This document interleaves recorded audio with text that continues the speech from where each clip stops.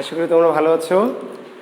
হ্যাঁ, আজকে একটু দেরি করে ঢুকলাম, 15-20 মিনিট। আশা করছি তোমরা ধীরে ধীরে আমার সাথে যুক্ত হয়ে পড়ছো নাকি? হ্যাঁ, বলো তোমাদের কোনো প্রশ্ন আছে কিনা? শুরুতেই প্রশ্নগুলো নিয়ে নেই। হ্যাঁ, তোমাদের যে ক্লাসগুলি গতদিন করালাম, যে বিষয়গুলি, এগুলো নিয়ে তোমাদের কোনো প্রশ্ন, কোনো জিজ্ঞাসা, কোনো কৌতূহল আছে কিনা? থাকলে একটু প্রশ্নগুলো করো, আমরা উত্তর দিয়ে তারপরে ক্লাসে যাব, ঠিক আছে? হ্যাঁ, ফ্যানটা একটু উঁচা করে দাও।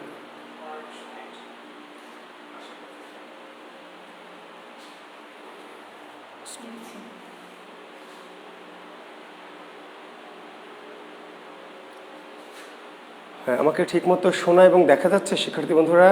সালমা রহমান বলেছে আসসালামু আলাইকুম। ওয়ালাইকুম আসসালাম সালমা। শানু শাহরিয়ার, হ্যাঁ ভালো আছি। শানু শাহরিয়ার ভালো আছি বাবা। জাকিরুল ইসলামকে দেখতে পাচ্ছি, শামিন আক্তারকে দেখতে পাচ্ছি। হ্যাঁ জাকিরুল, ওয়ালাইকুম আসসালাম। হ্যাঁ জাকিরুল, ভালো আছি বাবা, ইনশাল্লাহ ভালো আছি। আফরোজা জাহান বৃষ্টি, আমাকে দেখতে পাচ্ছ ঠিক মতো? দেখতে এবং শুনতে পাচ্ছ কিনা কমেন্টস করো। আর বলেছিলাম যে বিগত যে ক্লাসটা নিলাম গতদিন, সেই ক্লাস নিয়ে তোমাদের কোনো, আজকে কিন্তু পরীক্ষা আছে তাই না? হ্যাঁ, আজকে পরীক্ষা আছে, তো সেই বিষয়গুলো নিয়ে তোমাদের কোনো প্রশ্ন বা জিজ্ঞাসা আছে কিনা? সিংহ দ্বার, হ্যাঁ কী সমস্যা মরিয়ম খাতুন? সিংহ চিহ্নিত দ্বার, কী সমস্যা গাধা? সিংহাসন যেমন মরিয়ম খাতুন, সিংহাসন যেমন সিংহ চিহ্নিত আসন, সিংহদ্বার সিংহ চিহ্নিত দ্বার, কি সমস্যা? হ্যাঁ প্রভা, ওয়ালাইকুম আসসালাম প্রভা। ওকে, তো যেহেতু আপনাদের কোনো প্রশ্ন নাই, প্রকৃতি আজমল বলছে স্যার দেখতে শুনতে পাচ্ছি, যেহেতু আপনাদের কোনো প্রশ্ন নাই, কেউ প্রশ্ন করছেন না, কাজে আমি আলোচনা শুরু করছি। আজকে আমরা শিখব বানান শুদ্ধি। জি লেখেন।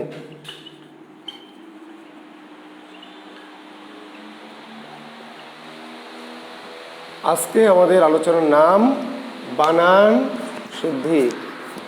ব্যাপ্তি বোঝালে তৃতীয়া তৎপুরুষ সমাস। ইয়াসমিন, ব্যাপ্তি বোঝালে তৃতীয়া তৎপুরুষ। তৃতীয়া তৎপুরুষ। সংখ্যা লঘু, সংখ্যা দ্বারা লঘু। এ ফানজুম, সংখ্যা লঘু, সংখ্যা দ্বারা লঘু, তৃতীয় তৎপুরুষ। আর ব্যাপ্তি অর্থে তৃতীয় তৎপুরুষ হয় ব্যাপ্তি। চির সুখী চিরকাল ব্যাপিয়া সুখী, চির দুঃখী চিরকাল ব্যাপিয়া দুঃখী, ক্ষণস্থায়ী ক্ষণকাল ব্যাপিয়া স্থায়ী, ঠিক আছে?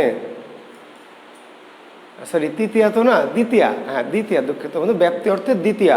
শিক্ষার্থী বন্ধুরা ভুল করেছে, ব্যাপ্তি অর্থে দ্বিতীয়া। দ্বিতীয়া খান ইয়াসমিন, ব্যাপ্তি অর্থে দ্বিতীয়া তৎপুরুষ। দ্বিতীয় তৎপুরুষ, হ্যাঁ। চির সুখী চিরকাল ব্যাপিয়া সুখী, চিররুগ্ন চিরকাল ব্যাপিয়া রুগ্ন, ক্ষণস্থায়ী ক্ষণকাল ব্যাপিয়া স্থায়ী।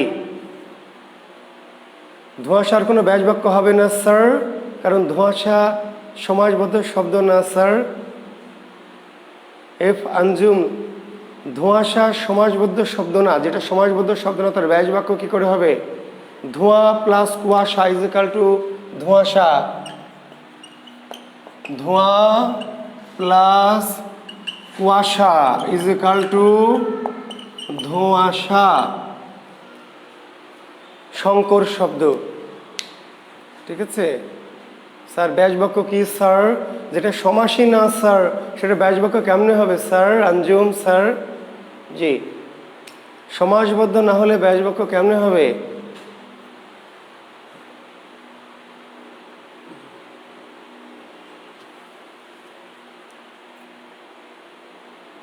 হ্যাঁ ঋতু লিখছে তুমি আমিও সে, নিত্য সমাস দেওয়া আছে। তাহলে তুমি আমি সে কি 123 হলো নাকি? বুঝি নাই তোমার প্রশ্ন। ঋতু তুমি প্রশ্ন মানে তুমি কি লিখেছো নিজে জানো না।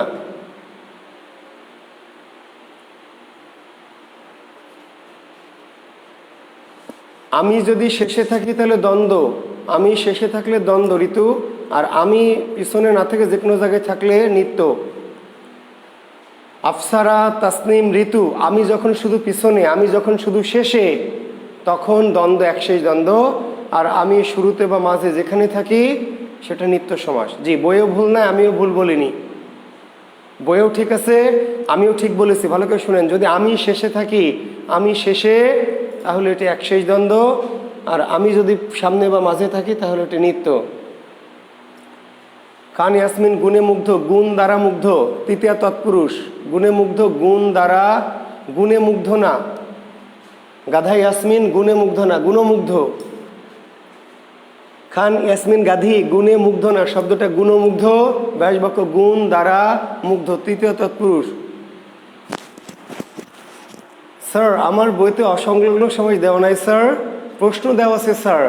মানে স্যার তিনটা সমাস এক স্যার, আর একটা আলাদা, এর নাম স্যার অসংলগ্ন। বুঝলেন স্যার? আপনারা 3 ফ্রেন্ড আর একটা বাড়ির একটা লোক একসঙ্গে আছেন 4 জন, তাহলে একজন হচ্ছে অসংলগ্ন। বুঝেছেন স্যার? জি, তাহলে অপশনে 3টা দ্বন্দ্ব একটা কর্মধারায়, কিংবা 3টা কর্মধারায় একটা দ্বন্দ্ব, কিংবা 3টা বহুব্রী। তাহলে নিচের কোনটি অসংলগ্ন সমাস? স্যার অসংলগ্ন সমাস কোনো সমাসের নাম না স্যার, এটা একটি কোশ্চেন। মানে যে 4টা অপশনে থাকবে তার 3টে একই রকম আর একটা ভিন্ন, এর নাম অসংলগ্ন সমাস।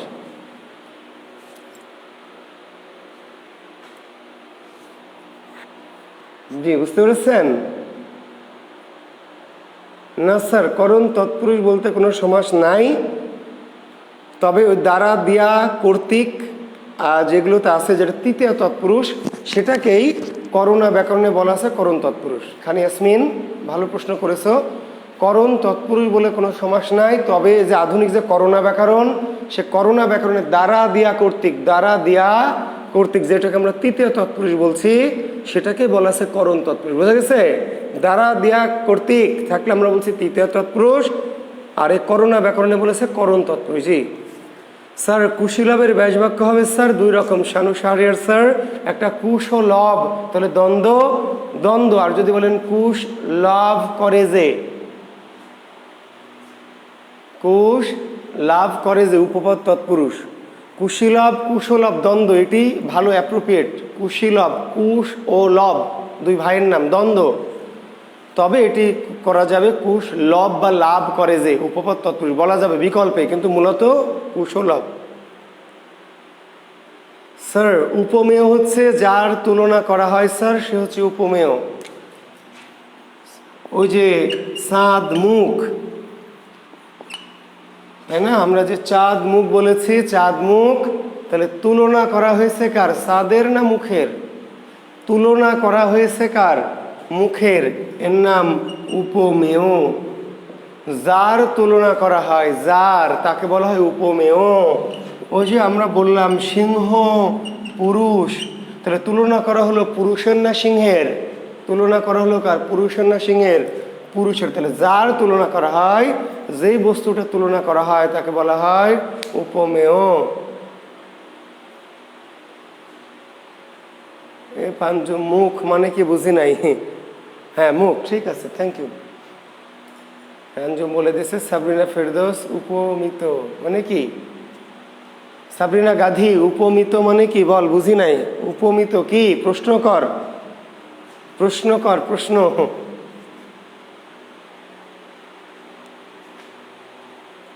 হ্যাঁ, যার তুলনা করা হয় সে উপমেয়, যার তুলনা করা হয় সে উপমেয়।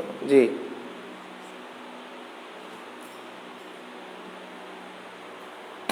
আচ্ছা, তাহলে আমরা আজকে নতুন আলোচনায় ঢুকে পড়েছি। লেখেন বানান শুদ্ধি।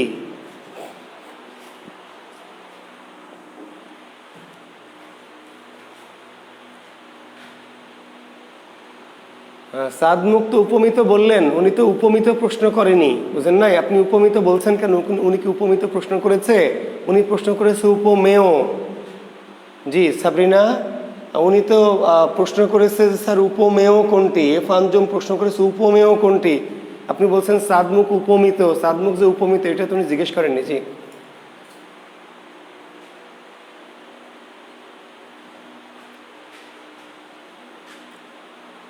না স্যার, শানু শাহরিয়ার স্যার, একই নিয়ম না স্যার। বাস্তু হতে উৎখাত স্যার, উদ্বাস্তু, বাস্তু হতে উৎখাত। উদ্বাস্তু, উদ্বেল, হ্যাঁ, তবে ওই বিশেষের মধ্যে উদ্বাস্তুকে বলতে পারো। উদ্বাস্তু, বাস্তু হতে উৎখাত, তবে এটা পঞ্চমী তৎপুরুষ, হতে থেকে চেয়ে। আর উদ্বেল হচ্ছে বেলাকে অতিক্রান্ত অব্যয়ভাব, দুটো আলাদা। উদ্বেল বেলাকে অতিক্রান্ত অব্যয়ভাব, আর উদ্বাস্তু বাস্তু হতে উৎখাত, পঞ্চমী তৎপুরুষ। জি, তো যাই হোক, আপনাদের তো হাজার হাজার লক্ষ লক্ষ ব্যাস বাক্যের সমস্যা। ব্যাস বাক্য পড়বেন, ব্যাস বাক্য বই দেওয়া আছে। কোনো বই নাই আপনাদের? মগা জগা মার্কা বই আছে? জি, তো মগা জগা মার্কা বই থাকলে বিপদ। জি, ভালো বই পড়বেন। লেখেন বানান।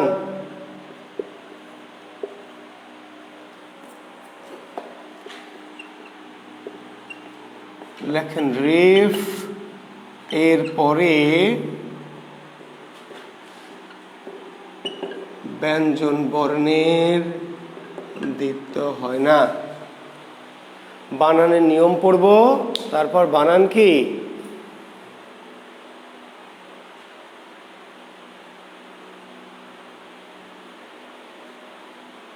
স্যার, রীতা মল্লিক স্যার, ওই যে যার তুলনা করা হলো সে হলো উপমেয়, আর যার সাথে করা হলো স্যার সে হলো উপমান।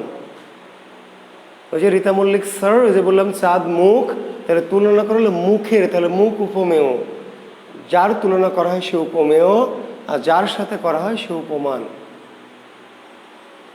উদ্বাস্তু, বাস্তু হতে উৎখাত, অব্যয়ভাব হওয়ার কথা না। তারপর দেওয়া থাকলে আমাকে দেখতে হবে। উদ্বেল বেলাকে অতিক্রান্ত অব্যয়ভাব, বেলাকে অতিক্রান্ত, উদ্বাস্তু বাস্তু হতে উৎখাত, পঞ্চমী তৎপুরুষ হওয়ার কথা। যদি আমার বই দেওয়া থাকে তাহলে কেন দেওয়া আছে, কোথায় দেওয়া আছে একটু দেখতে হবে, ঠিক আছে? আপনি আমার মেসেঞ্জারে নক করেন। জি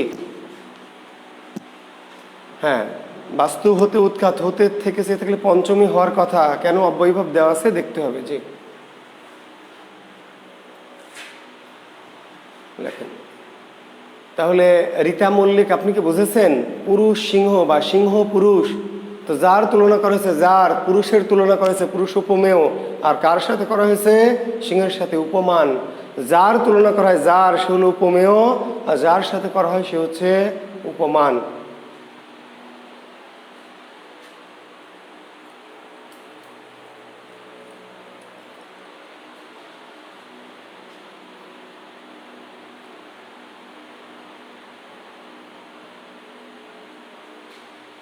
লেখেন রেফ এর পরে ব্যঞ্জন বর্ণের দ্বিত্ব হয় না।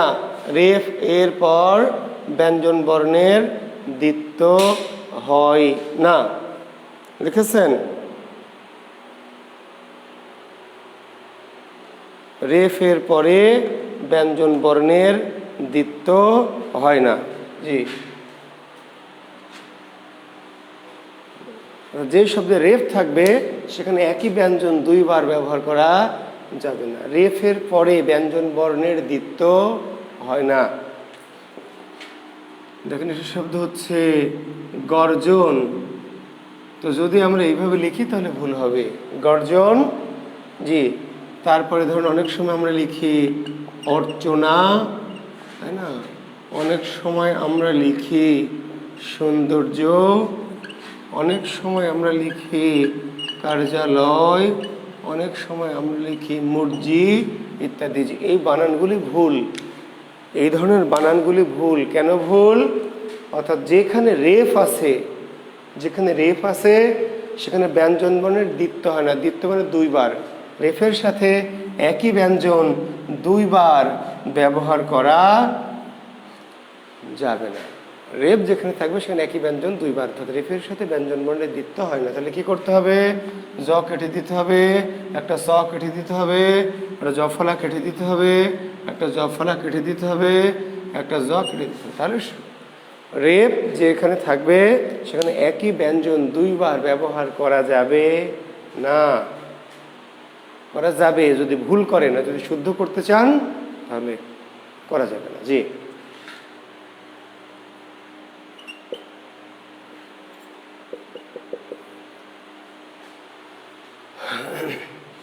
লেখেন জাতি ও ভাষাবাচক শব্দের সর্বদা রস্বইকার ব্যবহৃত হয় জাতি ও ভাষাবাচক শব্দে। মানে জাতিবাচক আর কি ভাষাবাচক শব্দে সর্বদা রস্বইকার ব্যবহৃত হয়। কোনো জাতির নাম কিংবা কোনো ভাষার নাম, ঠিক আছে, কোনো জাতির বা কোনো ভাষার নাম লিখতে হলে দীর্ঘইকার ব্যবহার করা যাবে না, রস্বইকার ব্যবহার করতে হবে। যেমন আমরা লিখব বাঙালি, তাহলে দীর্ঘইকার দিয়ে আমরা যদি লিখি তাহলে ভুল। আমরা ইংরেজি, আমরা আরবি, আমরা ফার্সি, তাই না, আমরা লিখব হিন্দি, আমরা লিখব মারাঠি। যদি মারাঠি দীর্ঘইকার লিখি তাহলে ভুল, আরবি দীর্ঘইকার লিখলে ভুল, ইংরেজি দীর্ঘইকার লিখলে ভুল। কিন্তু রস্বইকার দিতে হবে। কি করতে হবে? তাহলে আমরা শুদ্ধ করে লিখতে চাই, কি করব? রস্বই দিব, রস্বই। শুদ্ধ করে লিখতে চাইলে আমাদের রস্বই দিতে হবে। আমরা এখন জাতির নাম লিখব, আমরা যখন ভাষার নাম লিখব, জি ঠিকই বলেছ, জার্মানি, তাই না, জার্মানি, জাপানি, মারাঠি, হিন্দি, সিন্ধি, পর্তুগিজ, তুর্কি। এই যে আমি যখন কোনো একটা ভাষার নাম লিখছি, কোনো একটা জাতির নাম লিখছি, তখন আমি দীর্ঘইকার না কি ব্যবহার করতে হবে? রস্বইকার।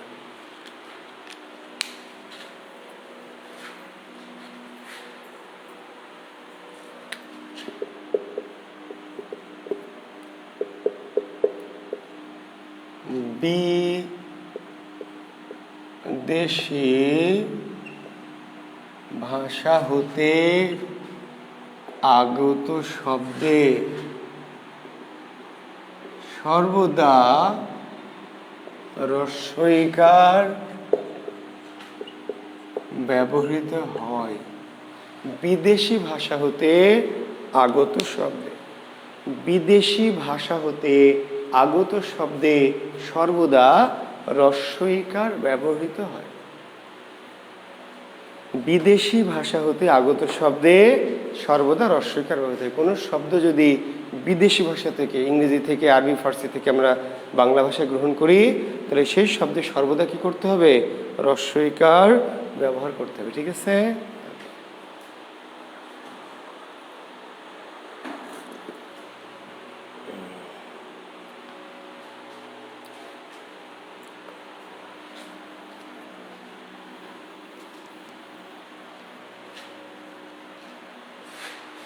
যেমন ধরো আমরা ঈদ লিখব, ঈদ।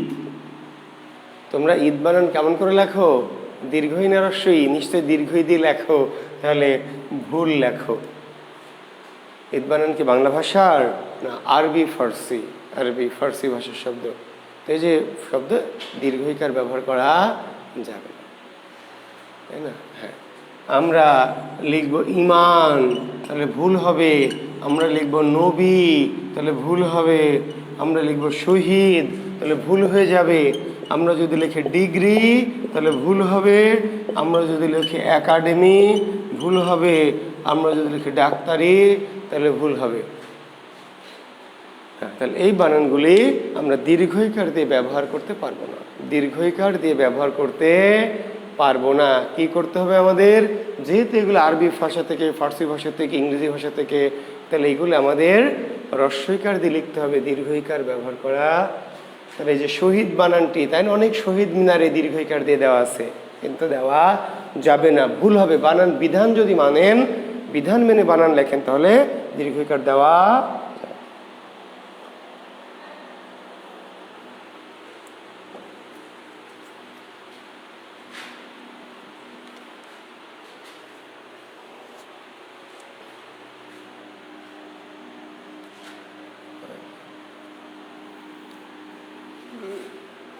লেখেন এবারে আলী। ও আচ্ছা, আলী প্রত্যয়যুক্ত শব্দে, আলী প্রত্যয় যুক্ত শব্দে সাধারণত রস্বইকার ব্যবহৃত হয়। আলি প্রত্যয়যুক্ত শব্দে, আচ্ছা প্রত্যয় কোথায় যুক্ত হয়? শব্দের প্রথমে না শব্দের শেষে, পিছনে?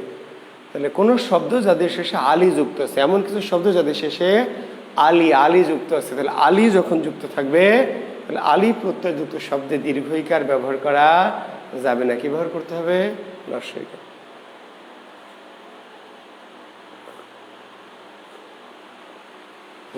রূপালী, সোনালী, গোড়ালি, মেয়েলি, মিতালি, ঘটকালি, স্বর্ণালী, বর্ণালী, চৈতালি, তাহলে এই যে আলি। আমরা কিন্তু অনেকে অহরহ সোনা লিখতে দীর্ঘইকার লিখি, রূপালী লিখতে দীর্ঘইকার লিখি, গীতালি। তাহলে যখন কোনো শব্দের শেষে আলি যুক্ত থাকবে, আলি প্রত্যয়, তাহলে দীর্ঘইকার ব্যবহার করা যাবে না। আলি প্রত্যয় যুক্ত শব্দে দীর্ঘইকার ব্যবহার করা যাবে না। হ্যাঁ, রেখা পুবালি।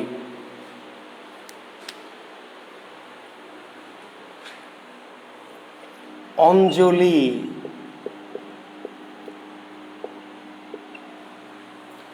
অঞ্জলি প্রত্যয়যুক্ত শব্দে সাধারণত রস্বইকার ব্যবহৃত হয়। অঞ্জলি প্রত্যয়যুক্ত শব্দে সাধারণত কি হয়? রস্বইকার। তাহলে কি? প্রেমাঞ্জলি, প্রেমাঞ্জলি, শ্রদ্ধাঞ্জলি, কনকাঞ্জলি, কুসুমাঞ্জলি, গীতাঞ্জলি। তাহলে যে গীত বানান দীর্ঘইকার, তো গীত তো আমরা রস্বইকার করতে পারবো না, গীত বানান দীর্ঘইকার, কিন্তু গীতের পিছনে কি? অঞ্জলি, এটা রস্বইকার। তাহলে অঞ্জলি রস্বইকার, তাহলে গীতাঞ্জলিতে দীর্ঘইকার কেন? গীত বানান দীর্ঘইকার, আর অঞ্জলি, গীত প্লাস অঞ্জলি ইজিক্যাল টু গীতাঞ্জলি। সেই জন্য গীতে দীর্ঘইকার আর অঞ্জলিতে রস্বইকার। ঠিক আছে?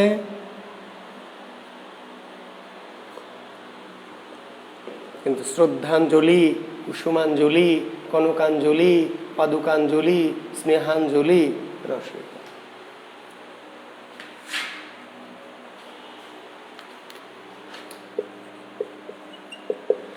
ইক, ইত, ইল, ইষ্ঠ প্রত্যয়যুক্ত শব্দে সাধারণত রস্বইকার ব্যবহৃত হয়।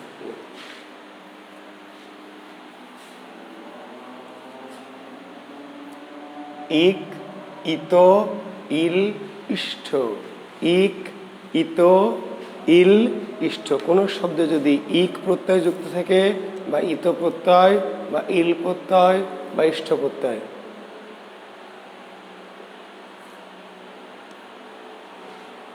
তাহলে সেখানে রস্বইকার হবে, দীর্ঘইকার ব্যবহার করা যাবে। ইক, সামাজিক, সামাজিক, সাংসারিক, দৈনিক, মাসিক, বার্ষিক ইত্যাদি আর অনেক শত শত আছে। ইক, ইহলৌকিক, পরলৌকিক, আকস্মিক, বৈদিক, সৈনিক, চৈনিক, যে কোনো শব্দে ইক থাকলে রস্বইকার। ইত যদি থাকে, ইত, তরঙ্গিত, কণ্টকিত, কুসুমিত, লজ্জিত, সজ্জিত, তাই না? পণ্ডিত, দণ্ডিত, খণ্ডিত।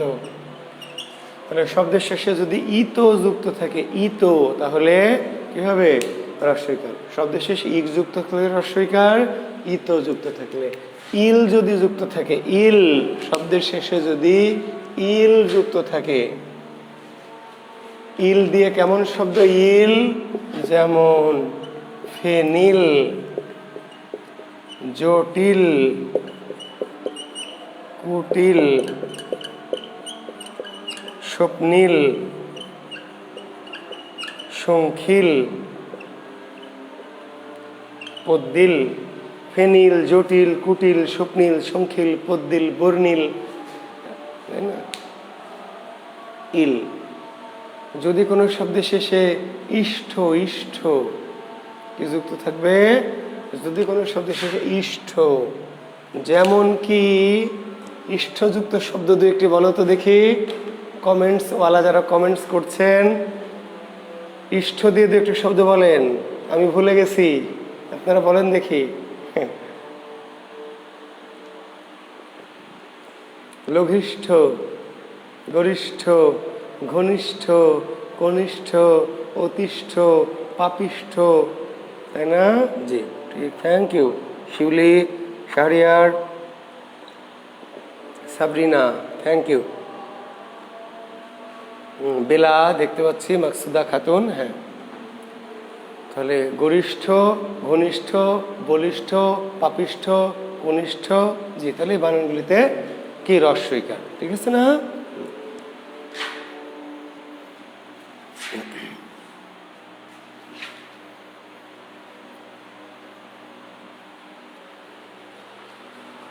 দেখেন বস্তুবাচক শব্দে, বস্তুবাচক শব্দে পরের নিয়মটা লেখেন। বস্তুবাচক শব্দে সাধারণত রস্বইকার ব্যবহৃত হয়। বস্তুবাচক শব্দে, বস্তুবাচক শব্দে সাধারণত রস্বইকার ব্যবহৃত হয়। বস্তুবাচক শব্দে সাধারণত রস্বইকার ব্যবহৃত হয়। বস্তু যেমন মাটি,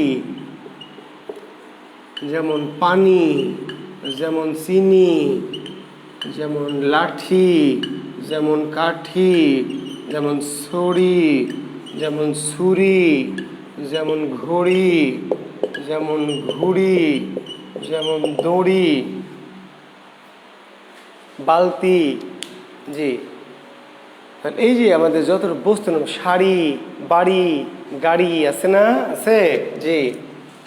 এই যে গাড়ি, এই যে বাড়ি, এই যে শাড়ি। তো অনেক সময় আমরা গাড়ি লিখতে, বাড়ি লিখতে, শাড়ি লিখতে দীর্ঘইকার ব্যবহার করে ফেলি, কিন্তু শুদ্ধ বানান লিখতে চাইলে ব্যবহার করা যাবে না, মনে থাকবে? হ্যাঁ রিকা, ছবি, হ্যাঁ হতে পারে ছবি।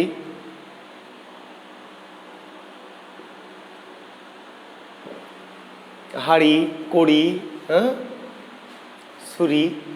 আমরা যদি কোনো বস্তুর নাম লিখবো, বস্তুর নাম, তাহলে সেখানে কখনোই দীর্ঘইকার ব্যবহার করা যাবে না। তাহলে বস্তুবাচক শব্দে সাধারণত রস্বইকার ব্যবহৃত হয়।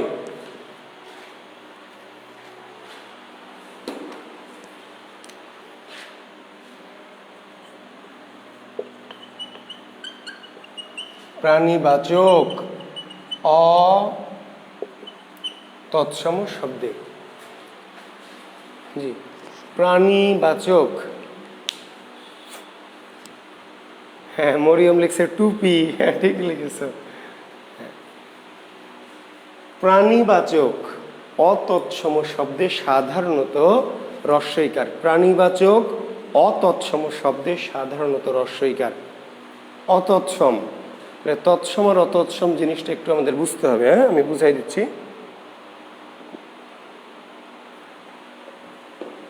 যেই শব্দটা আর্য ভাষা থেকে সরাসরি গ্রহণ করেছি আমরা বাংলায়, আর্য বা সংস্কৃত ভাষা থেকে ডাইরেক্ট হুবহু অপরিবর্তিতভাবে সরাসরি বাংলা ভাষায় এসছে, সেটার নাম তৎসম। আর যেই শব্দটা আর্য ভাষা থেকে এসছে কিন্তু নানাবিধ পরিবর্তন, একটু পরিবর্তন, একটু, তাই না, পরিবর্তনের মধ্যে দিয়ে সরাসরি আর্য বা সংস্কৃত ভাষা থেকে সরাসরি আমরা যেটা নিয়েছি সেটা হচ্ছে তৎসম, আর ওই ভাষা থেকে নিয়েছি কিন্তু কিছুটা পরিবর্তন, সেটা হচ্ছে অতৎসম। তো এখানে একটা বিষয় বুঝতে হবে, কারণ এখানে এই প্রশ্নটি ইম্পর্টেন্ট। হ্যাঁ দেখেন, তো আমরা লিখেছি নিয়মটা যে প্রাণীবাচক অতৎসম শব্দে সাধারণত রস্বইকার ব্যবহৃত হয়। তাহলে আমরা একটু শব্দ দেখেন, হাতি, হাতি রস্বই না দীর্ঘই দিবেন? হাতি কি করবেন? হাতি রস্বই না দীর্ঘই? কি করব?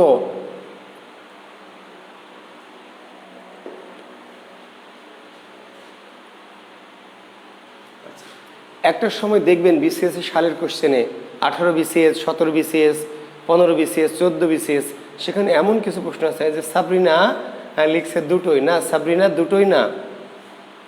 ওটা আগের যুগে ছিল। সাবরিনা তুমি যেটা উত্তর দিচ্ছ এটা আগের যুগে ছিল, এখনকার যুগে আর নাই। আগের যুগে হাতি হাতি, দাদি দাদি, বাড়ি বাড়ি, পাখি পাখি, দুটোই শুদ্ধ ছিল, রস্বই দীর্ঘই দুটোই। কিন্তু এখন আর দুটো শুদ্ধ না, একটা শুদ্ধ। কোনটা? রস্বইকার। কেন? হাতি শব্দটা সরাসরি আর্য বা আর্য ভাষা থেকে না, আর্য ভাষা থেকে পরিবর্তন হয়েছে। কিন্তু আমরা যদি লিখতে চাই হস্তি, কি লিখতে চাই? হস্তি, হস্তি, তাহলে দীর্ঘইকার। এইখানে একটা কাহিনী।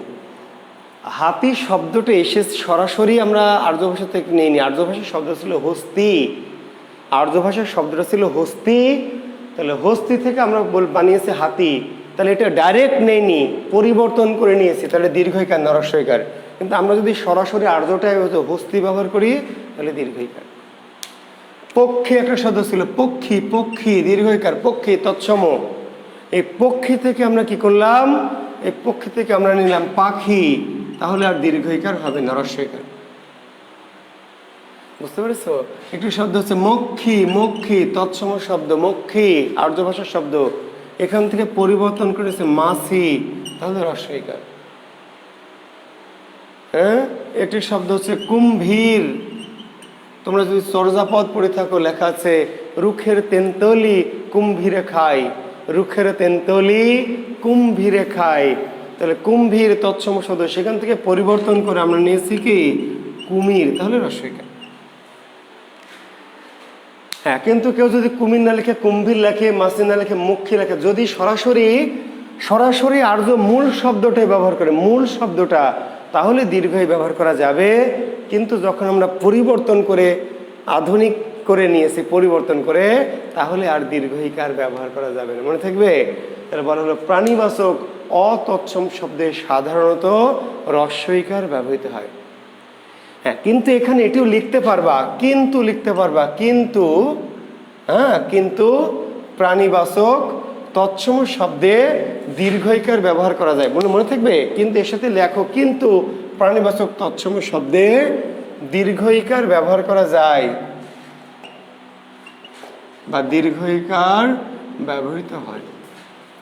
তাহলে অতৎসম বা পরিবর্তিতটা, আমরা পরিবর্তিতটা ব্যবহার করলে রস্বইকার, কিন্তু আমরা যদি ডাইরেক্ট হুবহু আগের শব্দটাই ব্যবহার করি তাহলে আমরা দীর্ঘইকার ব্যবহার করব। তাহলে আমরা লিখলাম যে কিন্তু প্রাণীবাচক তৎসম শব্দে দীর্ঘইকার ব্যবহৃত হয়।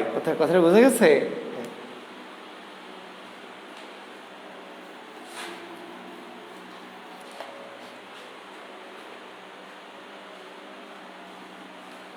পরের নিয়মটা লেখেন।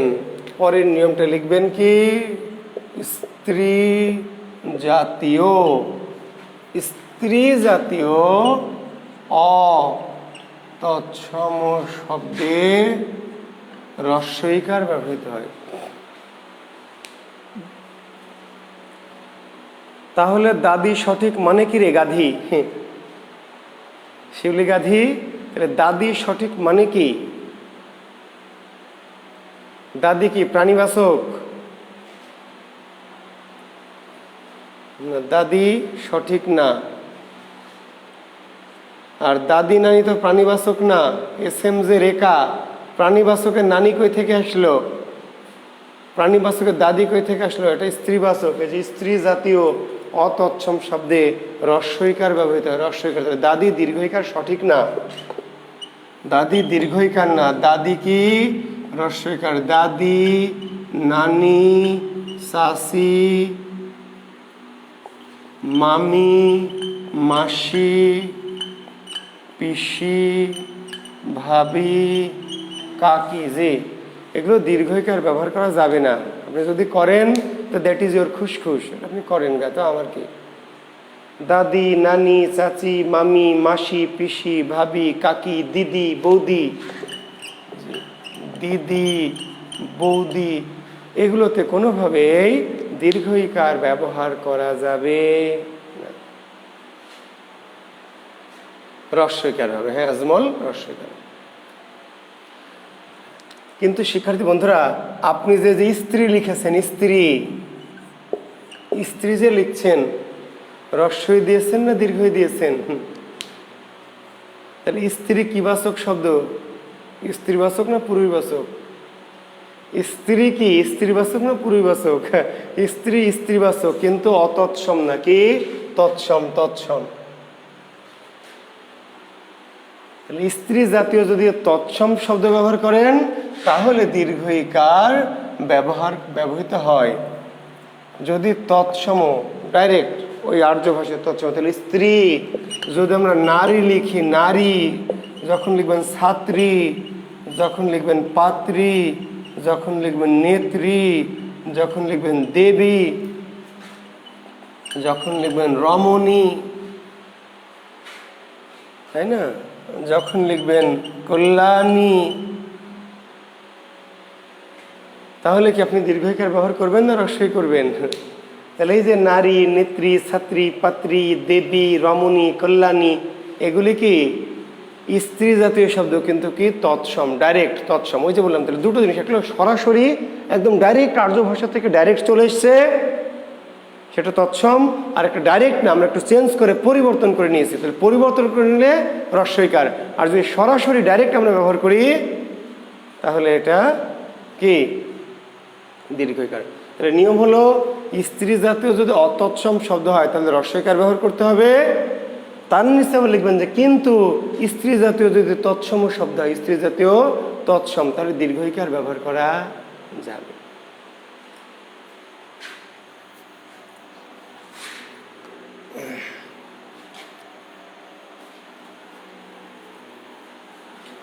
যত দেবীদের নাম, দেব দেবীদের নাম, হ্রস্বই না দীর্ঘই?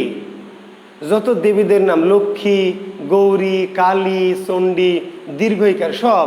যত দেবী আছে সব দীর্ঘইকার। কেন? দেবীদের নামগুলো আমরা পরে পরিবর্তন করে নিইনি, ওই যে আর্য বা ওই শব্দ সংস্কৃত থেকে ডাইরেক্ট। দেব দেবীদের নাম আর্য ভাষা যা ছিল, বেদে যা ছিল, রামায়ণ মহাভারত, ওগুলো সরাসরি পরিবর্তন করে নিই। তাহলে যত দেবীর নাম, দেবীর নাম সর্বদা দীর্ঘইকার, দেবীদের নাম সর্বদা দীর্ঘইকার। বুঝতে পারলেন? আপনি যখন লিখবেন লক্ষ্মী, আপনি লিখবেন কি সরস্বতী, আপনি লিখবেন ভগবতী, আপনি লিখবেন হচ্ছে কালী, আপনি হাতে লিখবেন চণ্ডী, আপনি হাতে লিখবেন গৌরী। লক্ষ্মী, সরস্বতী, ভগবতী, কালী, চণ্ডী, গৌরী, জি। তা আমরা যখন দেবীদের নাম লিখবো, দেবীদের নাম, তাহলে দীর্ঘইকার। কারণ স্ত্রীবাচক শব্দ, কিন্তু কি জাতীয় স্ত্রীবাচক? তৎসম। তৎসম কেন? ডাইরেক্ট ওই আর্য বা বেদ থেকে আমরা সরাসরি নিয়েছি, পরিবর্তন করে নিইনি। দেবীদের নাম কি পরিবর্তন করব? তাহলে দেবীদের অভিশাপে তো ধ্বংস হয়ে যাবো, তাই না? কেতকী, সাইদা বেলায় সঠিক কেতকী।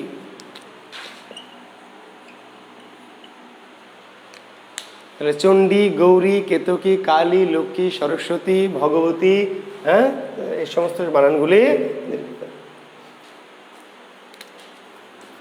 লিখবেন যে ইনি,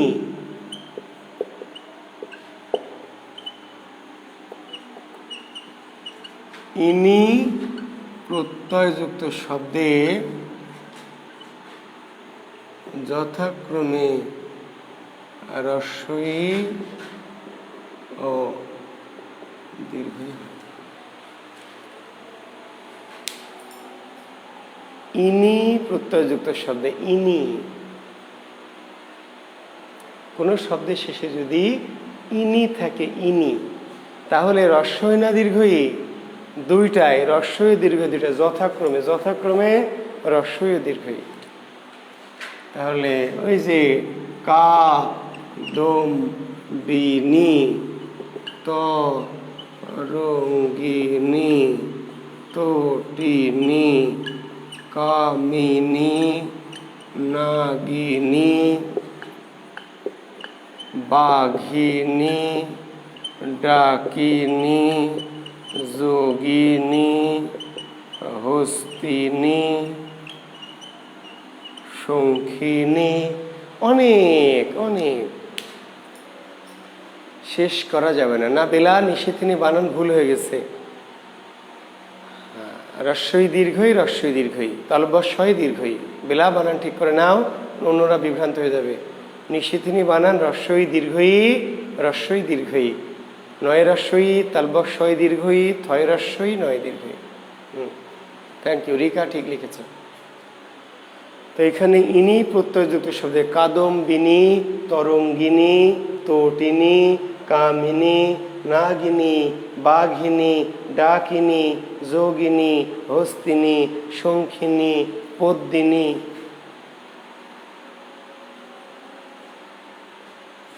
তাহলে এই সমস্ত বানানে কি হবে? পর্যায়ক্রমে রস্বই ও দীর্ঘই, রস্বই ও দীর্ঘ।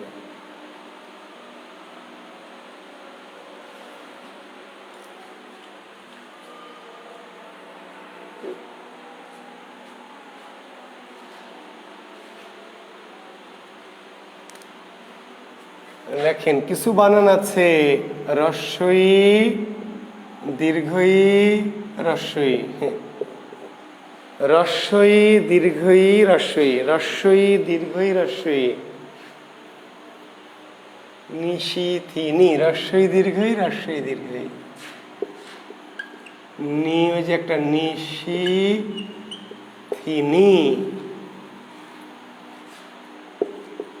তারপরে আচ্ছা নিশিথিনী, হ্যাঁ, রস্বই দীর্ঘই রস্বই দীর্ঘই।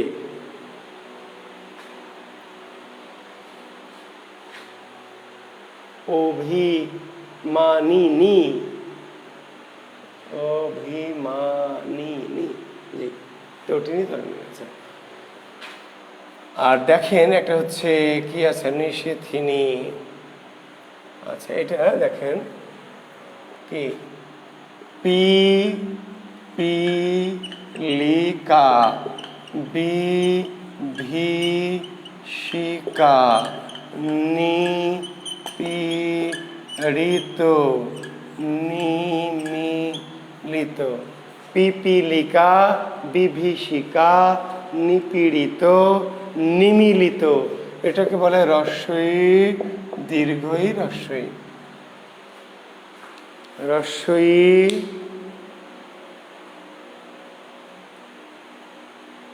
এই যে রস্বই দীর্ঘই রস্বই। আচ্ছা রিতা, নিশিথিনীতে ওই যে বললাম যে ইনি বানান, ইনি, নিশি, নিশি বানান কি নিশি,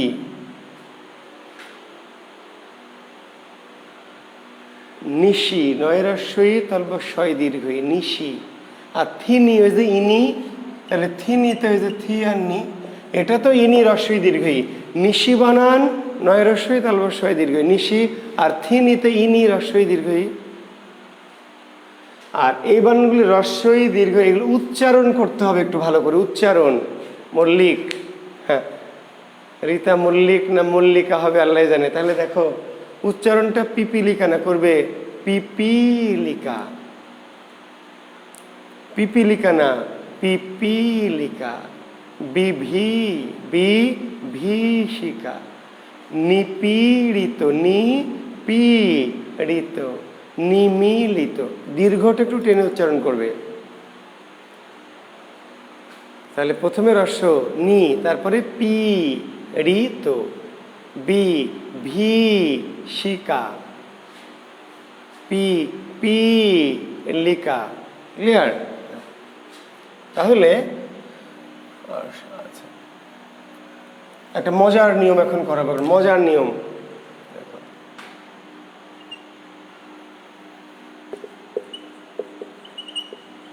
যে সকল বানানের শেষে দীর্ঘইকার আছে তাদের পরে যদি কোনো প্রত্যয় যুক্ত হয় তাহলে দীর্ঘইকার রস্বইকারে। এটা খুবই ইম্পর্টেন্ট নিয়ম পরীক্ষার জন্য, আমি বুঝাই দিব, আগে তোমরা নিয়মটা লিখে নাও। যে সকল বানানের শেষে দীর্ঘইকার আছে, যে সকল বানানের শেষে, কিছু বানান আছে যাদের শেষে দীর্ঘইকার আছে, এই তাদের পরে যদি কোনো প্রত্যয় যুক্ত হয়, যে সমস্ত বানানের শেষে দীর্ঘইকার আছে তাদের পরে যদি কোনো প্রত্যয় যুক্ত হয়, কোনো প্রত্যয় যুক্ত হয়, তাহলে এই দীর্ঘইকারটা রস্বইকারে পরিণত হয়। খুব মনোযোগ দিয়ে এই নিয়মটা মনে রাখবেন, কারণ পরীক্ষায় কিন্তু এই নিয়ম থেকে প্রশ্ন থাকবে। জি, একটি বানান হচ্ছে মন্ত্রী, একটি বানান ধরেন সঙ্গী, একটি বানান বাগ্মী, একটি বানান কৃতি, একটি বানান দায়ী, একটি বানান বাহী, একটি বানান জীবী, একটি বানান প্রাণী, একটি বানান একাকী, একটি বানান উপকারী। মন্ত্রী, সঙ্গী, বাগ্মী, কৃতি, দায়ী, বাহী, জীবী, প্রাণী, একাকী, উপকারী। এই বানানগুলো দেখেন দীর্ঘইকার দিয়ে, তাই না? দীর্ঘইকার দিয়ে। মন্ত্রী বানান দীর্ঘইকার, উপকারী বানান দীর্ঘইকার, ঠিক আছে? সহযোগী বানান দীর্ঘইকার, সহযোগী। প্রতিযোগী, কিংবা প্রতিদ্বন্দ্বী, দীর্ঘইকার, ঠিক আছে? বানানগুলি দীর্ঘইকার, কিন্তু মন্ত্রী বানান দীর্ঘইকার। মিস্টার রহিম একজন মন্ত্রী, দীর্ঘইকার, কিন্তু মন্ত্রীর পরে যদি প্রত্যয় যুক্ত হয় তয় বয়ে, মিস্টার রহিমের মন্ত্রিত্ব চলে গেছে। মন্ত্রী দীর্ঘইকার যুক্ত বানান, তার সাথে আমরা তয় বয়ে যুক্ত করব প্রত্যয়, কিন্তু যখনই তয় বয়ে যুক্ত করব, এবার দীর্ঘইকার থাকতে আর পারবে না, ভুল হয়ে যাবে। দীর্ঘইকারকে রস্বইকার করতে হবে। সঙ্গী দীর্ঘইকার, আমরা অমর সঙ্গী, দীর্ঘইকার, কিন্তু আমার সঙ্গিনীটি বড়ই চালাক, আমার সঙ্গিনীটি বড়ই চালাক, তাহলে দীর্ঘইকার এবার ভুল হবে। সঙ্গীর পরে নিযুক্ত করলাম, যেই নিযুক্ত করেছি এই দীর্ঘইকারটা রস্বই। বাগ্মী, বঙ্গবন্ধু ছিলেন অসাধারণ বাগ্মী, বঙ্গবন্ধু ছিলেন অসাধারণ বাগ্মী, কিন্তু তার বাগ্মী ছিল অসাধারণ না, বাগ্মিতা, বাগ্মিতা। তাহলে যখন আমরা বাগ্মিতা লিখব তখন আর দীর্ঘইকার ব্যবহার করা যাবে। তার বাগ্মিতা ছিল অসাধারণ, রস্বইকার। কৃতি দীর্ঘইকার, সে এলাকার কৃতি শিক্ষার্থী, কৃতি মানুষ, কিন্তু কৃতিত্ব। দায়ী দীর্ঘইকার, কিন্তু দায়িত্ব। বাহী দীর্ঘইকার, কিন্তু বাহিত বা বাহিনী। জীবী দীর্ঘইকার, কিন্তু জীবিত। প্রাণী দীর্ঘইকার, কিন্তু প্রাণীজ বা প্রাণীতত্ত্ব বা প্রাণীবিদ্যা বা প্রাণীবিদ। একাকী দীর্ঘইকার, কিন্তু একাকিত্ব। উপকারী দীর্ঘইকার, কিন্তু উপকারিতা। সহযোগী দীর্ঘইকার, কিন্তু সহযোগিতা। প্রতিযোগী দীর্ঘইকার, কিন্তু প্রতিযোগিতা। প্রতিদ্বন্দ্বী দীর্ঘইকার, কিন্তু প্রতিদ্বন্দ্বী।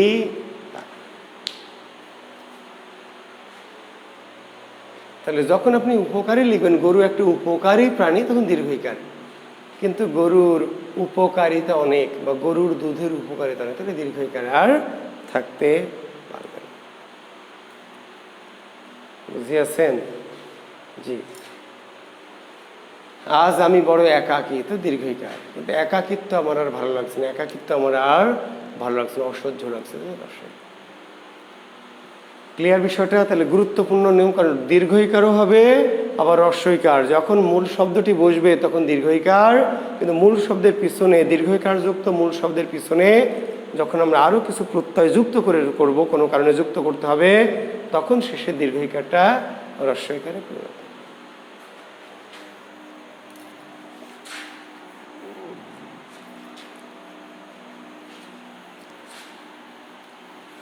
দেখেন একটু ত্রুটিকে আমরা বলছি প্রত্যয়জনিত ত্রুটি। লেখেন প্রত্যয়জনিত ত্রুটি। প্রত্যয়জনিত ত্রুটি, প্রত্যয়জনিত ত্রুটি। একটা শব্দ এক, একটি শব্দ হলো একতা, একটি শব্দ হলো ঐক্য, আর একটি শব্দ হলো ঐক্যতা। ঠিক আছে। কৃপণ একটি শব্দ, একটি শব্দ কৃপণতা, একটি শব্দ কার্পণ্য, আর একটি শব্দ কার্পণ্যতা। বলেন কোনটা ঠিক? ক নাকি খ নাকি গ নাকি ঘ? কোনটি শুদ্ধ বলেন? এটা বলেন আগে, কোনটি শুদ্ধ? এক নাকি একতা নাকি ঐক্য নাকি ঐক্যতা? বলেন শিক্ষার্থী বন্ধুরা, কমেন্ট করেন কোনটি শুদ্ধ।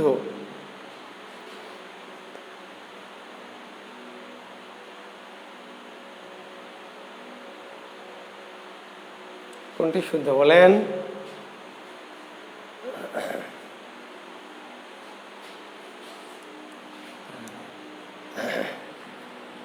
রবিন বলল খ, মরিয়ম বলছে ঐক্য, প্রভা বলছে খ গ, আর কেউ?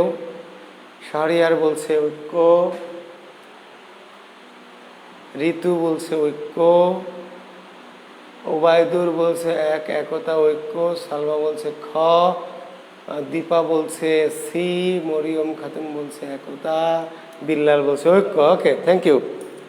এখন বলেন আপনারা যারা বলছেন যে খ বা গ, তাহলে এক কি ভুল?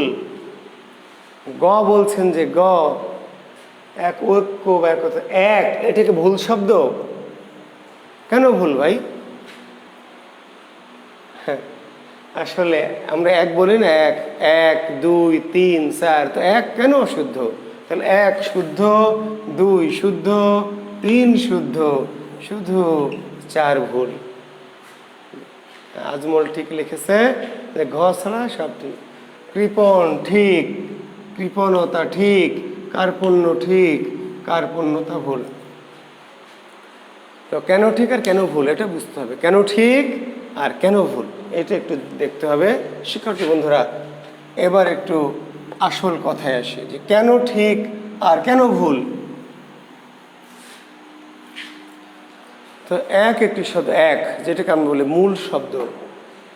এক একটা মূল শব্দ, এক একটি মূল শব্দ। এক যে ব্যবহার করা যাবে না যে এক এক দুই তিন, তাহলে এক। আমি এখন মূল শব্দের সাথে একটা তা প্রত্যয় যুক্ত করব, করতে পারি। আমি মূলের সাথে তা প্রত্যয়, প্রত্যয় তো যুক্ত করা যায়, জি, তাহলে তা ইজিক্যাল টু এবার কি দাঁড়ালো? একতা। কিন্তু প্রত্যয় তো শুধু তা না, বাংলা ভাষা অনেক প্রত্যয় আছে, আমাকে তাই যুক্ত করতে হবে তার কোনো মানে নাই। আমার যেটা ভালো লাগে, তাহলে আপনি তা করবেন, আমি জ ব্যবহার করবো, এক যোগ জ ইজিক্যাল টু কি? ঐক্য। তাহলে এক একটা মূল বা মৌলিক শব্দ শুদ্ধ, একের সাথে তা প্রত্যয় যুক্ত করেছেন আপনি একতা, আমি তা যুক্ত করি, জ যুক্ত করেছি ঐক্য, রাইট, কোনো ভুল নাই। কিন্তু এই ঐক্যের পরে আবার যদি তা যুক্ত করি তাহলে ভুল। কেন ভুল? কারণ ঐক্য এর মাঝে একবার আমি জ প্রত্যয় যুক্ত করেছি, ঐক্য শব্দের মাঝেই একবার জ প্রত্যয় আগে যুক্ত করেছি, তারপর আবার তা প্রত্যয় যুক্ত করব, হবে না। একই শব্দে দুইটা প্রত্যয় যুক্ত করা যাবে। প্রত্যয় যুক্ত করা যাবে, জি, আপনি তা যুক্ত করলে তা যুক্ত করবেন, জ যুক্ত করলে জ যুক্ত করবেন, যেটা যুক্ত করবেন সেটাই শুদ্ধ, কিন্তু একই সাথে দুইজনকে যুক্ত করা যাবে না, তাই না? সুমিও আপনাকে ভালোবাসে, রুমিও আপনাকে ভালোবাসে, কি করবেন? স্যার দুইজনই যখন ভালোবাসে কাকে আর ছাড়বো, দুজনকে বিয়ে করে নিব, অশুদ্ধ হবে। সুমিকে চাইলে সুমিকে বিয়ে করা যাবে, রুমিকে চাইলে রুমিকে করা যাবে। স্যার দুজনেই যে চায়, একজন মন খারাপ করবে, করুক, দুজনের মধ্যে আপনাকে একটাকে বেছে নিতে হবে। দুজনকে একসাথে গ্রহণ করবেন তাহলে আইনগতভাবে কি অশুদ্ধ ঘটবে, যে দুজনকে একই সাথে নেওয়া যাবে না। কৃপণ একটা মূল শব্দ, কৃপণ একটি মূল শব্দ। কি কৃপণ, তাহলে ব্যবহার করা যাবে কৃপণ। আপনি কৃপণের সাথে তা ব্যবহার করবেন, প্রত্যয় সাধিত তা, তাহলে ব্যবহার করা যাবে কৃপণতা। আমি তা ব্যবহার করব না, কৃপণের সঙ্গে জ ব্যবহার করব, তাহলে শব্দটি দাঁড়াবে কার্পণ্য, কৃপণ যোগ জ কার্পণ্য। তো বললাম যে কার্পণ্য, তাটা তো ভালো লাগছে, তাহলে তাও লাগাইনি না, এই জফলা লাগিয়েছি, জ লাগিয়েছি, এরপরে আবার তা ব্যবহার করা যাবে না, তাহলে অশুদ্ধ। এর নাম প্রত্যয়জনিত অশুদ্ধি। কি জনিত? প্রত্যয়। সরল ব্যবহার করা যাবে, তা যুক্ত করে সরলতা ব্যবহার করা যাবে, জ যুক্ত করে সারল্য ব্যবহার করা যাবে, কিন্তু সারল্যতা ব্যবহার করা যাবে না। মধুর মূল শব্দ ব্যবহার করা যাবে, ত যুক্ত করে মধুরতা ব্যবহার করা যাবে, জ যুক্ত করে মাধুর্য ব্যবহার করা যাবে, কিন্তু মাধুর্যতা ব্যবহার করা যাবে না। 4টা পর্যন্ত বিল্লাল সাদের জায়েজ আছে, খালি করেই দেখো। 4টা না, খালি 2টাই করে দেখো, তারপরে বুঝতে পারবা জেলের ভাত কাকে বলে, কত প্রকারও কি কি। 4টা তো মেলা দূরে, 2টাই খালি করে দেখো, টের পাবা বাংলাদেশের আইন। তাহলে এই রকম উদাহরণ আপনারা একটু দেখবেন। হ্যাঁ জি, আমার বইটাতে আছে, অন্যান্য বইয়ে দেখবেন।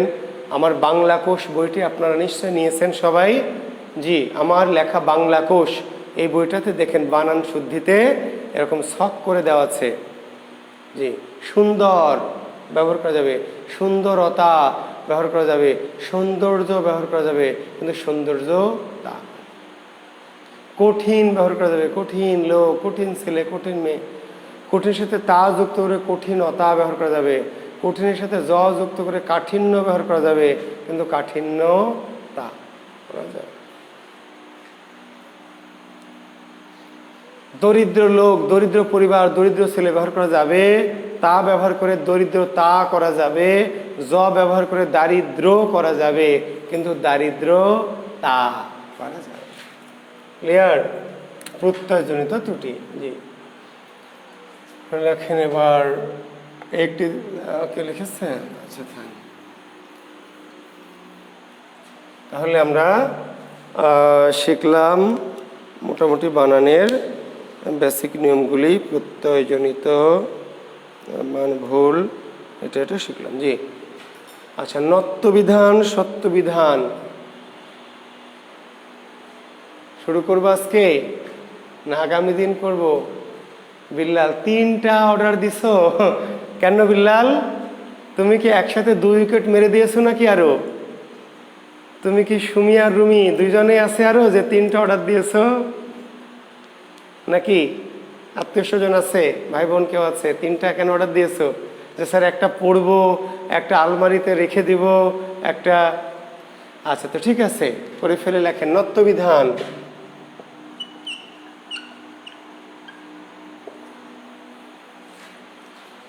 কোথায় কোথায় মূর্ধন্য ব্যবহার করা যায় আর কোথায় কোথায় যায় না? কোথায়? হ্যাঁ সেগুলি তাহলে লেখো নত্যবিধান। কোথায় কোথায় মূর্ধন্য ব্যবহার করা যায় আর কোথায় কোথায় করা যায় না? লেখো রি র স এর পরে নত্যবিধান মানে, নত্যবিধান মানে কি শুনে না, কোথায় কোথায় মূর্ধন্য ব্যবহার করা যায় আর কোথায় কোথায় যায় না।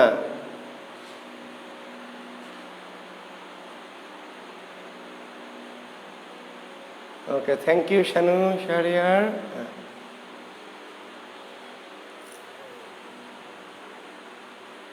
রি র স এর পরে মূর্ধন্য হয়, রি র স এর পরে মূর্ধন্য হয়। ওকে, তাহলে যেমন কি, যেমন ঋণ, যেমন তৃণ, যেমন হরণ, যেমন পূরণ, যেমন মরণ, যেমন ভীষণ, যেমন ভাষণ ইত্যাদি।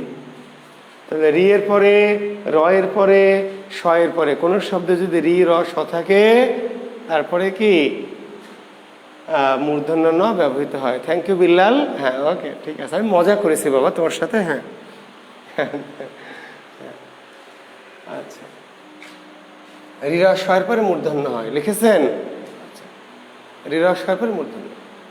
রিরস্বয়ের কোথায়? পরে, পরে মানে পাশে। কিন্তু একটু দূরে যদি হয়, একটু দূরে, দু একটি বর্ণের পরে রিরস্বয়ের পাশে মূর্ধন্য, কিন্তু একদম পাশে না হয়ে এমন একটি শব্দ যেখানে রিরস্ব আছে, একটু দূরে নেওয়া লাগবে, তখন কি হবে? 2 নম্বর নিয়ম লেখেন, রিরস্বয়ের পরে যদি, রিরস্বয়ের পরে যদি স্বরবর্ণ ক ও প বর্গের বর্ণ কিংবা অন্তস্থ অ হ অনুসার থাকে, তারপরও মূর্ধন্য হয়। একটু নিয়মটা লিখে নেন, একটু কঠিন নিয়ম, আমি বুঝিয়ে দিব। জি,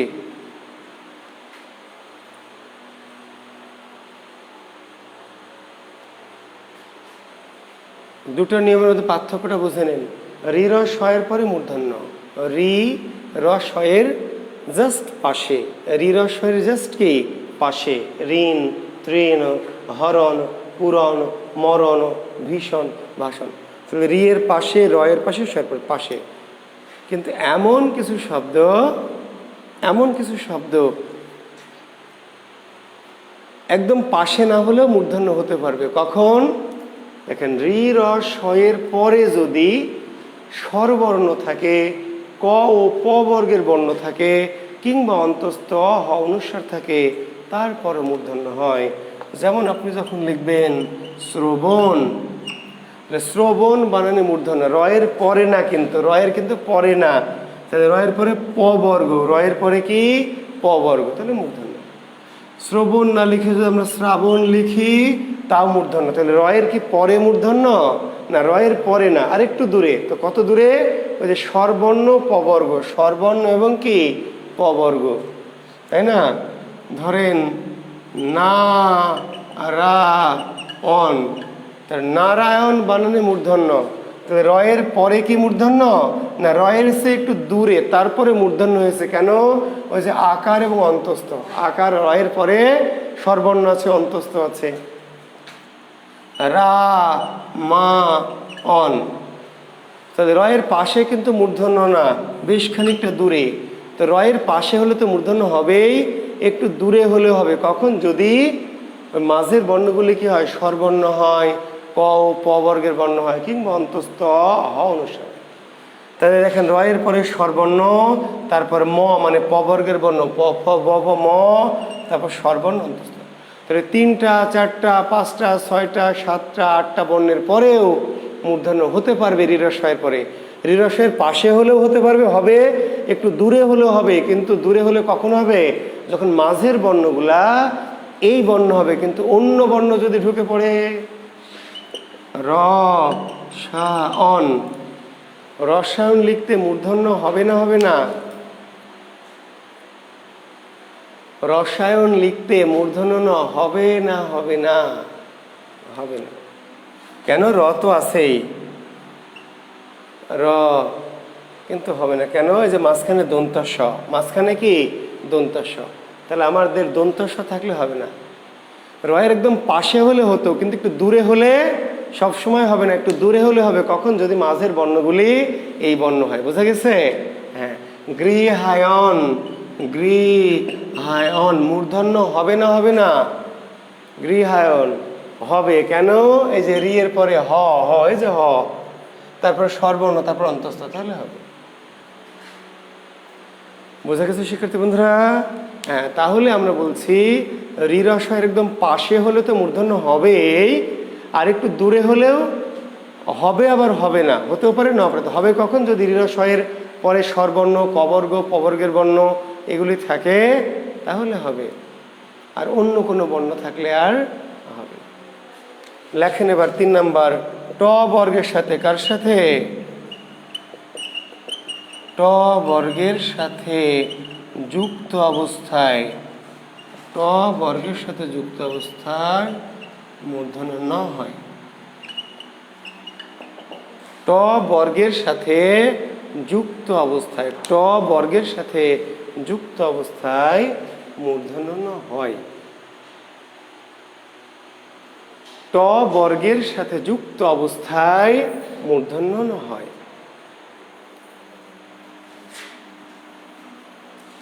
তাহলে আপনি লিখবেন ঘণ্টা, ডান্ডা, দণ্ড, বন্টন, কণ্টক, লুণ্ঠন। ঠিক আছে না? হ্যাঁ, এই বানানগুলোতে মূর্ধন্য। ট ঠ ড ঢ এর সাথে যুক্ত, ট ঠ ড ঢ এর সাথে যদি যুক্ত অবস্থায় থাকে কোনো ন, তাহলে সেই নটা কি হবে? মূর্ধন্য হবে। হ্যাঁ, বেলা লিখছে কাণ্ড। হ্যাঁ, আমি যদি বলি দণ্ড, বন্টন, কণ্টক, লুণ্ঠন, ঠিক আছে, তাহলে এগুলোতে কি হবে? মূর্ধন্য ন হবে। তাহলে মূর্ধন্য কোথায় কোথায় হবে শুনে নাও। রি র শয়ের পাশে, রি র শয়ের কি পাশে মূর্ধন্য, আর পাশে না হয়ে একটু দূরে হলেও হবে যদি মাঝে স্বরবর্ণ থাকে, ক বর্গ প বর্গের বর্ণ অন্তঃস্থ অনুসার থাকে, আর ট বর্গের সাথে যুক্ত অবস্থায় মূর্ধন্য। আর কিছু শব্দে স্বভাবতই মূর্ধন্য হবে, নিপাতনে সিদ্ধ। কিছু শব্দে মূর্ধন্য হবে, কেন হবে? দ্যাট ইজ খুশখুশ, ইচ্ছা হয়েছে তাই। এই নিয়মটাকে বলা হয় স্বতঃসিদ্ধ নিয়ম। কি নিয়ম? স্বতঃসিদ্ধ, স্বভাবতই, আপনা আপনি। তাহলে কিছু শব্দে স্বভাবতই বা আপনা আপনি বা নিপাতনে সিদ্ধভাবে মূর্ধন্য না হয়। যেমন আপনি লিখবেন গণ, তাহলে মূর্ধন্য লিখতে হবে। পণ মূর্ধন্য লিখতে হবে। লবণ মূর্ধন্য লিখতে হবে। বাণিজ্য মূর্ধন্য লিখতে হবে। তো এই বানানগুলোতে কি রি র স আছে? রি র স আছে। তা রি র স নয়, তাহলে 1 নম্বর নিয়মেও হবে না, 2 নম্বর নিয়মও হবে না। ট বর্গের বর্ণ আছে? নাই। ট বর্গও নাই, রি র স নাই, তারপরে মূর্ধন্য হয়েছে কেন? ও মায়ের পেট থেকে ওরকম, মায়ের পেট থেকেই কি কেউ বছরের পর বছর ধরে কোরআন মুখস্থ করে, বছরের পর বছর কোরআন মুখস্থ করে, আর কেউ মায়ের পেট থেকেই কি 18 পারা মুখস্থ করে বের হয়। তো নিপাতনে সিদ্ধ, স্বভাবতই, সাধারণ না, বিশেষ, এক্সেপশনাল। জি, তাহলে কিছু শব্দে তো নবম দশম শ্রেণীর পুরাতন বোর্ড ব্যাকরণে দেখবেন যে ছড়া দেওয়া আছে। জি, ছড়া, ছড়া পড়ে নেবেন। জি, এখন কোথায় কোথায় হয় না, কোথায় কোথায় মূর্ধন্য হয়। বিধান মানে শুধু হয় তা না, বিধান মানে কোথায় হয় আর কোথায় হয় না। বিধান মানে হচ্ছে কোথায় হয় আর কোথায় হয় না। তাহলে হয় কোথায় দেখলাম, এখন লেখেন কোথায় মূর্ধন্য হয় না। হয় না কোথায়? মূর্ধন্য হয় না বিদেশি শব্দে কখনোই মূর্ধন্য হয় না। বিদেশি শব্দে, বিদেশি, বিদেশি শব্দে কখনোই মূর্ধন্য হয় না। তাহলে আপনি যখন কোনো বিদেশি ভাষার শব্দ ব্যবহার করবেন, তাহলে আমরা যখন লিখব ট্রেন, আমরা যখন লিখব ইরান, আমরা যখন লিখব জার্মান, আমরা যখন লিখব ডেন্টাল, আমরা যখন লিখব মেন্টাল, আমরা যখন লিখব সেন্টার, তাহলে যে centre, dental, mental, Iran, train, German, magenta, হ্যাঁ ফেরদৌস সাবরিনা ঠিক লিখেছ, ম্যাজেন্টা। আমরা লিখব কর্নেল, আমরা লিখব ফার্নিচার, কর্নেল যখন লিখব কর্নেল, ফার্নিচার, সেন্টার। তো এই যে শব্দগুলো, যেই শব্দগুলো ডাইরেক্ট আমরা বিদেশি ভাষা থেকে বাংলা ভাষায় নিয়েছি, ইংরেজি থেকে, আরবি, ফার্সি থেকে, তাহলে সে সমস্ত ভাষায় কখনোই মূর্ধন্য ব্যবহার করা যাবে না। আর ত বর্গে কোথায়? ত বর্গের সাথে যুক্ত অবস্থায়, ত বর্গ, ত বর্গের সাথে যুক্ত অবস্থায় কখনোই মূর্ধন্য ব্যবহার করা যাবে না। ত বর্গ মানে কোনগুলি? ত বর্গ মানে ত থ দ ধ দন্ত ন, ত থ ত বর্গের সাথে যুক্ত অবস্থায় কখনোই মূর্ধন্য ন ব্যবহার করা যাবে না। তাহলে লিখবেন অন্ত, দন্ত, গ্রন্থ, ক্রন্দন, বৃন্ত, বৃন্দ, বন্দনা, বন্দি, বন্ধুত্ব, বন্ধন, বান্ধবী। তাহলে ত থ দ ধর সাথে যুক্ত অবস্থায় কখনোই মূর্ধন্য ব্যবহার করা যাবে না। আর সমাসবদ্ধ শব্দে কোথায়? সমাসবদ্ধ শব্দে, সমাসবদ্ধ শব্দে কি মূর্ধন্য ব্যবহৃত হয় না। সমাসবদ্ধ শব্দে মূর্ধন্য ব্যবহৃত হয় না।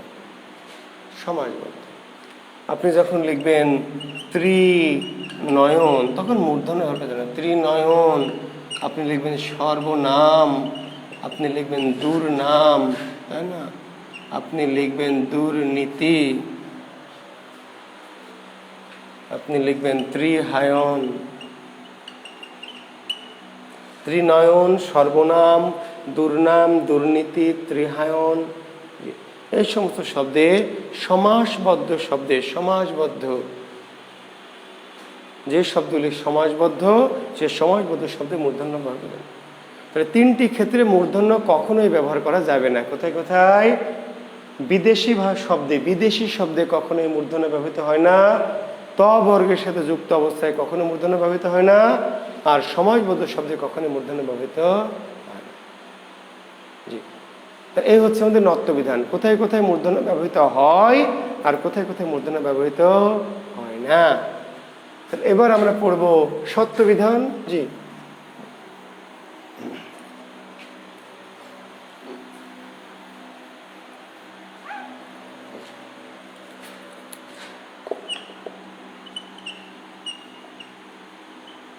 সত্যবিধান ওই একই কাহিনী।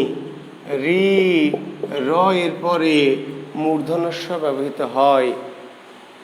ওই একই রকম, সেম টু সেম। নত্যবিধান আর সত্যবিধান সেম টু সেম, মানে একই সেম, মানে সেম সেম।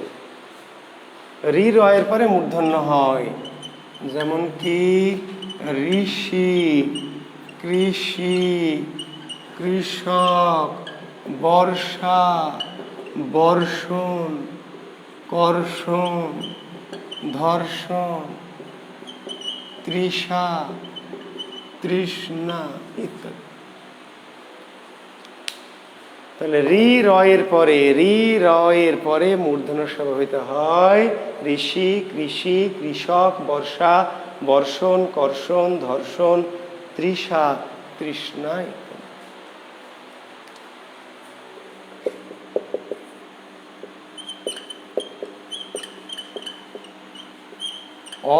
অভিন্ন অন্য উপসর্গ,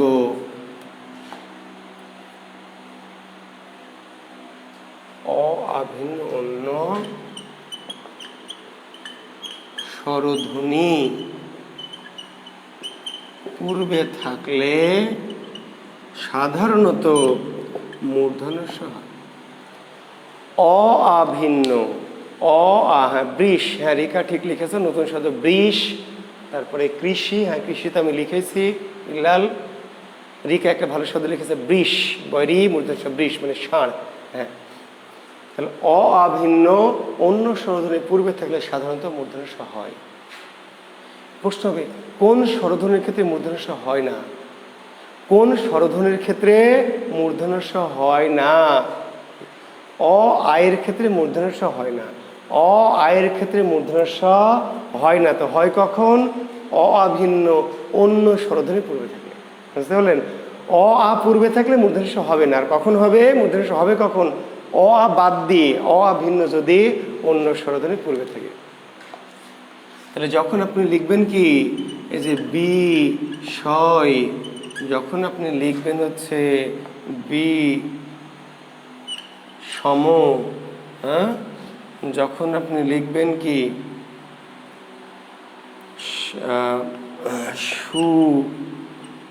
সম, তাই না? যখন আপনি লিখবেন পরিষ্কার, যখন আপনি লিখবেন কি নিষ্কর, যখন আপনি লিখবেন দুষ্কর, যখন আপনি লিখবেন নিষ্পাপ, যখন আপনি লিখবেন নিষ্প্রাণ, যখন আপনি লিখবেন দুষ্কৃতি, যখন আপনি লিখবেন আবিষ্কার, তাহলে মূর্ধন্য ষ। তাহলে এই যে আবিষ্কার লিখছেন, তাই না? তারপরে পরিষ্কার লিখছেন, পরিষ্কার, তাহলে মূর্ধন্য স দুষ্কৃতি, নিষ্কাম, নিষ্কর্ম, বিষয়, বিষম, পরিষ্কার, সুষম। পরিষ্কার তো আমি আগে একবার লিখেছি, ঠিক আছে। তাহলে মূর্ধন্য স। বিষাদ, কিন্তু অ আ যদি থাকে অ আ, তাই না? যদি আপনি ধরেন লেখেন কি তস্কর, যদি লেখেন তস্কর তাহলে দন্ত স। আপনি যদি পরস্পর লেখেন তাহলে দন্ত স। ভাস্কর যদি লেখেন দন্ত স। বনস্পতি যদি লেখেন দন্ত স। বৃহস্পতি যদি লেখেন দন্ত স। তস্কর, পরস্পর, ভাস্কর, বনস্পতি, বৃহস্পতি, পুরস্কার। বৃষ অর্থ বললাম যে বিল্লাল, তুমি কি শোনো নাই না বোঝো না? বৃষ মানে ষাঁড়, বৃষ মানে ষাঁড়, ষাঁড়। তাহলে দেখেন তস্করে দন্ত স, পরস্পরে দন্ত স, ভাস্করে দন্ত স, বনস্পতিতে দন্ত স, বৃহস্পতিতে দন্ত স, নমস্কারে দন্ত স। কেন দন্ত স? কারণ এইগুলোতে কোনো শয়ের পূর্বে কোনো কার নাই, মানে অ বা আ আছে। তাহলে শয়ের পূর্বে যখন অ বা আকার, অ বা আ, তখন দন্ত স। আর শয়ের পূর্বে যখন কি ই বা উ, ই বা উ, পরিষ্কার, নিষ্কর, দুষ্কর, সুষম, বিষম। তাহলে অ আ থাকলে মূর্ধন্য স হয় না, অন্য স হয়, দন্ত স হয়। তাহলে আর অ ভিন্ন যদি অন্য স্বর পূর্বে থাকে তাহলে মূর্ধন্য স হয়। এবার লেখেন ট বর্গের সাথে, কার সাথে? ট বর্গের সাথে যুক্ত অবস্থায় সাধারণত মূর্ধন্য স হয়। ট বর্গের সাথে, ট বর্গের সাথে যুক্ত অবস্থায়, ট বর্গের সাথে যুক্ত অবস্থায় সাধারণত মূর্ধন্য স হয়। যেমন নষ্ট, যেমন কষ্ট, যেমন ষষ্ঠ, যেমন ওষ্ঠ, যেমন কৃষ্টি, যেমন দৃষ্টি, যেমন বৃষ্টি, যেমন সৃষ্টি, যেমন স্রষ্টা ইত্যাদি। ট বর্গের সাথে, কার সাথে? ট, ট। বিল্লাল সর্দার গাধা, বৃষ হবে গাধা, কৃষ হবে। বৃষ একটা আলাদা শব্দ, কৃষ একটা আলাদা শব্দ, বুঝেছি বিল্লাল? গাধা, বৃষ মানে ষাঁড়, আর কৃষ মানে চিকন, পাতলা, শুকিয়ে যাওয়া। হ্যাঁ, দুটোই আলাদা শব্দ। স্যার এটা হবে না, স্যার এটা হবে, দুটোই হবে, দুটো আলাদা জিনিস তো বাবা। ট বর্গের সাথে যুক্ত অবস্থায় মূর্ধন্য স হয়। নষ্ট, কষ্ট, ষষ্ঠ, স্পষ্ট, দৃষ্টি, বৃষ্টি, স্রষ্টা, সৃষ্টি।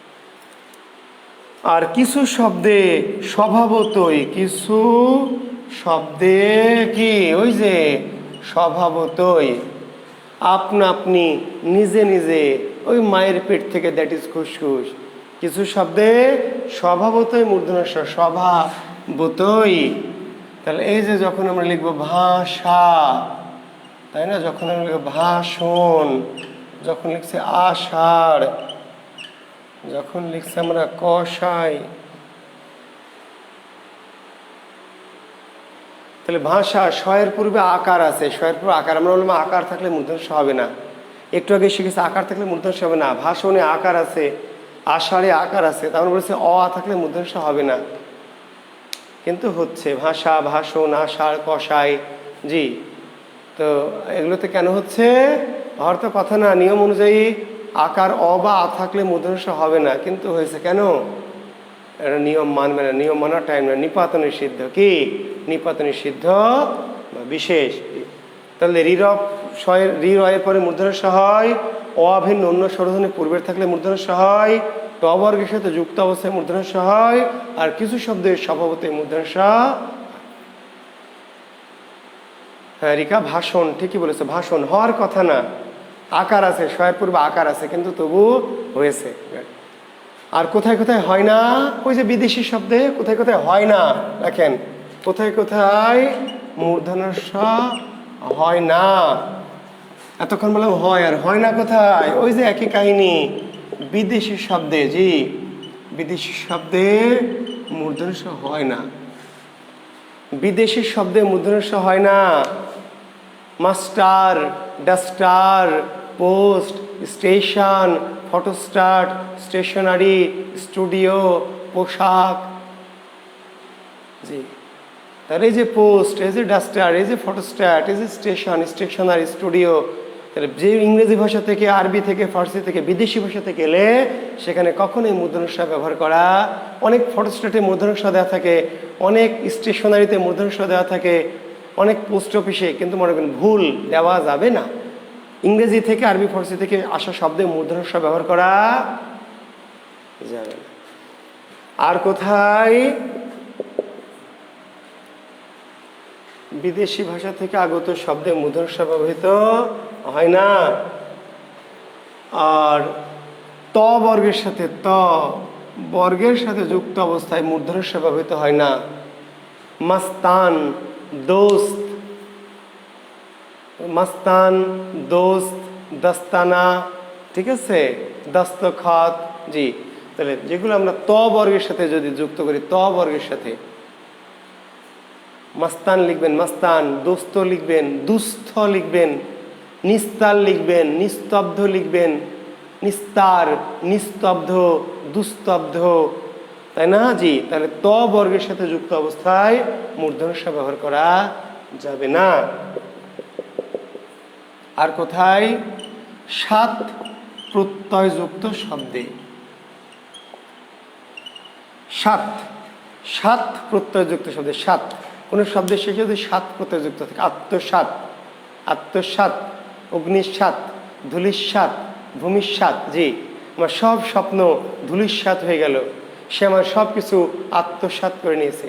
তাহলে কোনো শব্দের শেষে যদি সাত প্রত্যয়যুক্ত থাকে, আত্মসাৎ, ধূলিসাৎ, ভূমিসাৎ, তাহলে সেখানে মূর্ধন্য ষ ব্যবহার করা যাবে না। সাত প্রত্যয় দন্তস্ব, কাজেই মূর্ধন্য ষ ব্যবহার করা যায়। তো শিক্ষার্থী বন্ধুরা, মোটামুটি এই হচ্ছে আমাদের নত্যবিধান, সত্যবিধান আমি করালাম। বানানের কিছু গুরুত্বপূর্ণ বিধান করিয়েছি, আরও কিছু হয়তো আগামী দিন করাবো। জি, তবে মনে রাখেন যে বানান কিন্তু শুধু নিয়ম দিয়ে হবে না। বানান এমন একটা জটিল বিষয়, সব কিন্তু নিয়ম দিয়ে হবে না। নিয়ম দিয়ে কিছু কিছু হয়তো হবে, কিছু কিছু বুঝলেন, কিছু কিছু কনফিউশন দূর হলো। তো বানান কিন্তু প্র্যাকটিস করতে হবে।